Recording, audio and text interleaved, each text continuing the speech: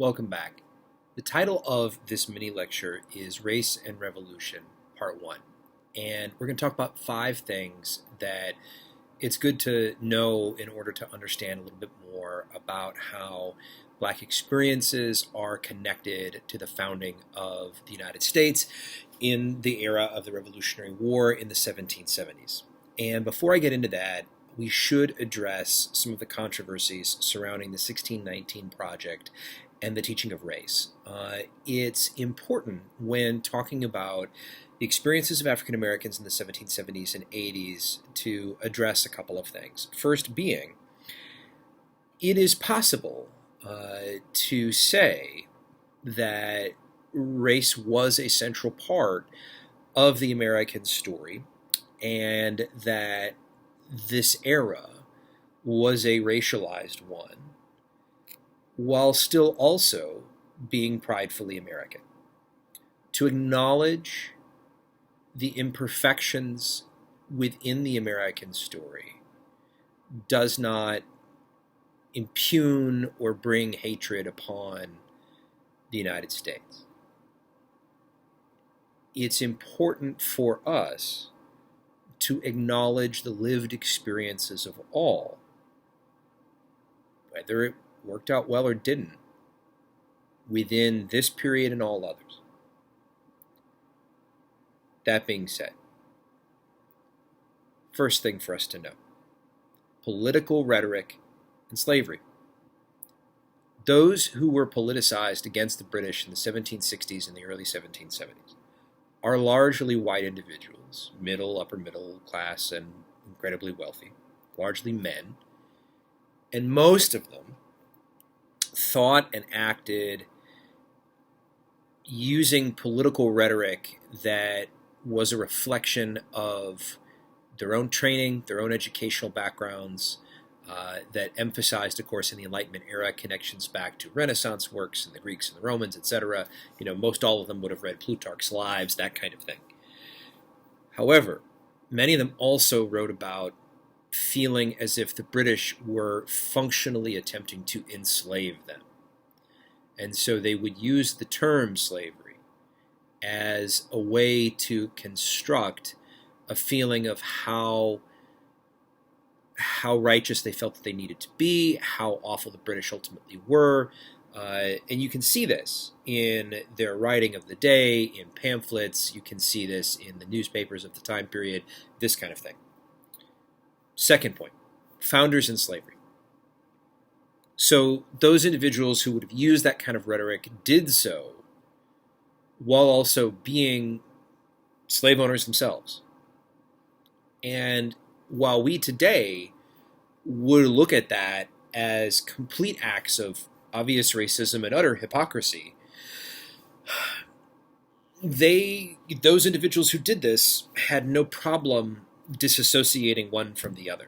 It was absolutely okay for them, in their minds, to sit in a coffee house, sip coffee that came from a plantation, or sip coffee with sugar that came from a plantation, while also speaking about feeling discriminated against, feeling dispossessed, feeling nearly enslaved to British power and to the crown, and not wanting to be made a slave of the British, while also feeling this way.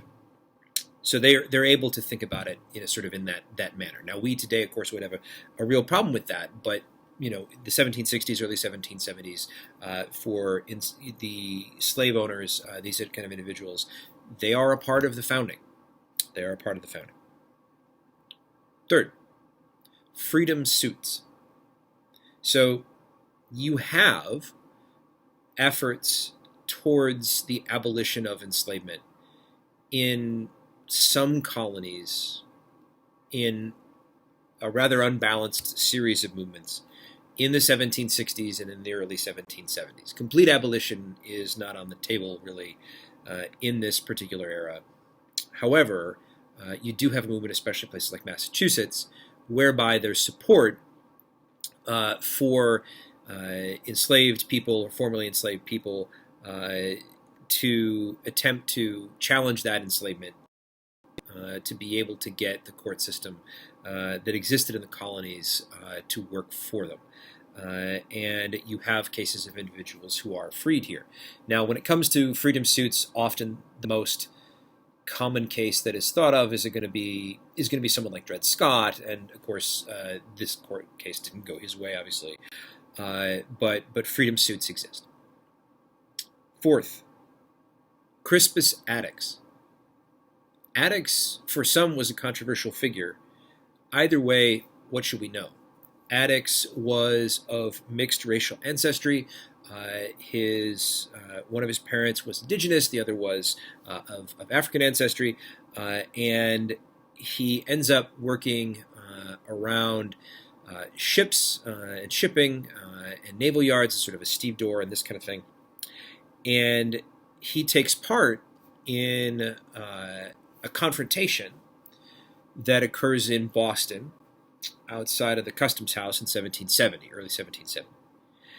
And Attucks was one of the 5 individuals who is shot and killed in March of 1770 in what becomes known as the Boston Massacre.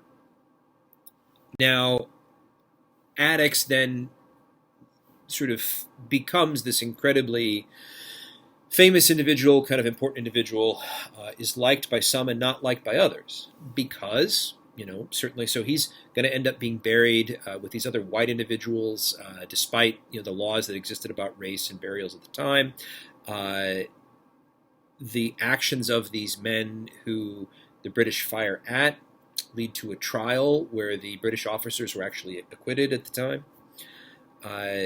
But Attucks, of course, being a black man, being someone who dies, sort of it's constructed or contextualized as sort of in the service of freedom.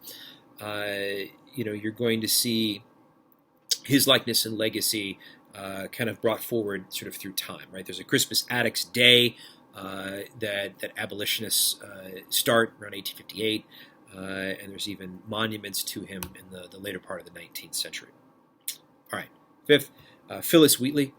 Wheatley was a poet who was enslaved as a very young girl and brought to America on the Middle Passage.